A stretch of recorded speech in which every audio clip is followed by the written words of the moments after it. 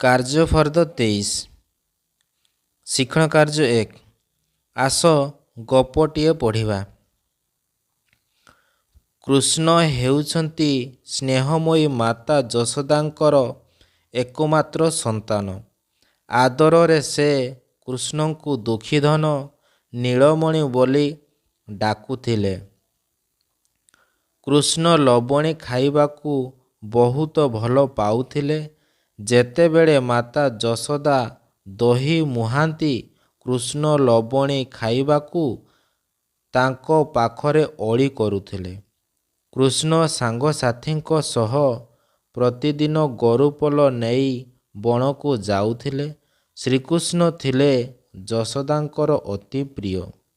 କୃଷ୍ଣଙ୍କ ବିନା ସେ ଲେଶ ମାତ୍ର ରହି ପାରୁନଥିଲେ। ଶିକ୍ଷଣ କାର୍ଯ୍ୟ 2 ଆସ ଗପଟି ପଢ଼ି ପ୍ରଶ୍ନଗୁଡ଼ିକର ଉତ୍ତର ତଳ କୋଠରୀରେ ଲେଖିବା। କ କୃଷ୍ଣଙ୍କର ମାଙ୍କ ନାମ କ'ଣ? କୃଷ୍ଣଙ୍କର ମାଙ୍କ ନାମ ଯଶୋଦା। ଖ କୃଷ୍ଣ କ'ଣ ଖାଇବା ପାଇଁ ମାଙ୍କ ପାଖରେ ଅଳି କରୁଥିଲେ?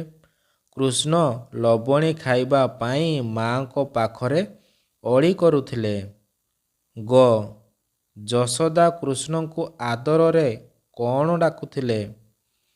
ଯଶୋଦା କୃଷ୍ଣଙ୍କୁ ଆଦରରେ ଦୁଃଖୀଧନ ନୀଳମଣି ଡାକୁଥିଲେ।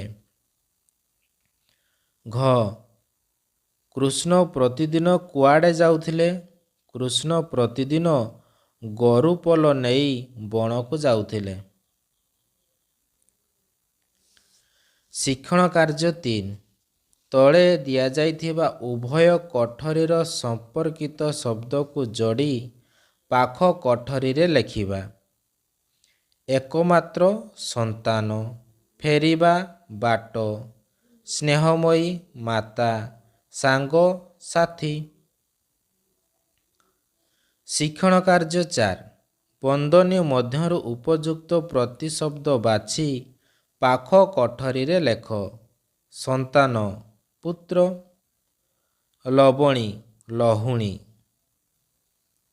ମା ଜନନୀ। ଶିକ୍ଷଣ କାର୍ଯ୍ୟ 5 ତଳେ ଦିଆଯାଇଥିବା ଶବ୍ଦଗୁଡ଼ିକୁ ବାକ୍ୟରେ ବ୍ୟବହାର କରିବା ଓ ଖାଲି ଘରେ ଲେଖିବା। ଗାଈ ଅନ୍ଧଟି ଗୀତ ଗାଇ ଗାଇ ଭିକ ମାଗୁଛି। ଗାଈ କାଳି ଗାଈର କ୍ଷୀର ମିଠା।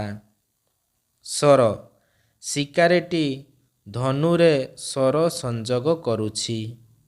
ଶର କୃଷ୍ଣ ଶର ଲବଣୀ ଖାଇବାକୁ ଭଲ ପାଉଥିଲେ। ନୀତି ନୀତିଦିନ କେହି ଦାନ ଦିଅନ୍ତି ନାହିଁ।